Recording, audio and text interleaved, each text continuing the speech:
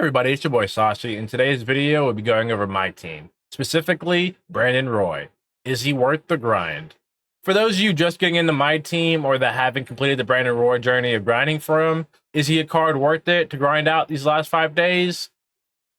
No, I don't believe so. The way that my team is going now into the pay to win, grinding is kind of, you get okay cards for like a minute, but then maybe 3 to 4 days later down the road, there'll be a pay-to-win card. They'll be a lot better in a pack.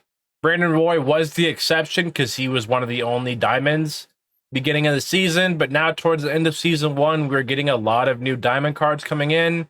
So the beginning of season 2, Brandon Roy will be useful, yes, but I give it about a week or two into season 2 before we see another diamond shooting guard that will probably be either better than Brandon Roy or rivaling Brandon Roy.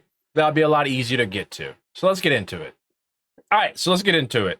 Right now is a current lineup that I just made on 2KDB.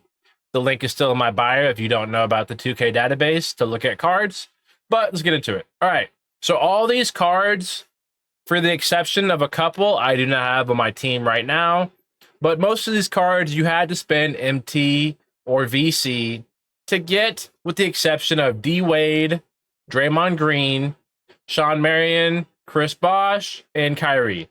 Those were cards you got through rewards, having to win 15 games with Triple Threat Online, or just grinding out a bunch of other players to get them, like Draymond Green. Right? Or the collector rewards, which is Sean Marion. But the rest of these cards, you had to spend MT or VC, which, if you play the game a lot, didn't seem like that much to you, except for Shaq, because you had to buy a bunch of different bundles to grind through to get Shaq. Same thing as for KD, that will be dropping later on this week, I believe. But looking at these players, these cards are still really good, and this is a lineup without Brandon Roy, right? So if you play the game a lot or you're just getting into playing the game, these are cards that I would recommend getting. If you don't want to go through the grind of getting Brandon Roy, this lineup is still really good. And in the coming week, you'll have KD to replace Jaden Tatum as your 3. Or you can just switch out Curry and Draymond Green, move D-Wade to point guard, and then you can run it a different way, right? This isn't a set-in-stone lineup you need to run. You don't have to listen to what I'm saying, but just giving my 2 cents.